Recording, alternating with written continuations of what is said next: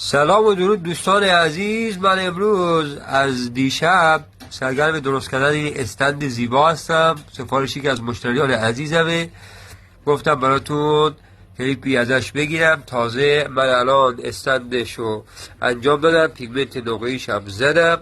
گفتم منتظر نظرات زیبای شما دوستان هستم. منتها به خاطر اینکه اطرافم خیلی شلوغه و فرصت نشد اینا رو جمع و جور بکنم، الان چند تا سفارشی دیگه دارم باید رو سریع بزنم. برای همین گفتم برای شما من یک استوری بگیرم کوتاه و مختصر تا شما ببینید و اینکه شما، چون من خودم الان دارم چند تا دیگه قالباشو آماده کردم و میخوام بسازم، این استوری رو براتون بگیرم که امروز فرصت نشد استریامو بچینم تا شما هم لذت ببرید. نظراتتون رو بهم بگید و اینم پشت کارمون نگاه بکنید دوستان.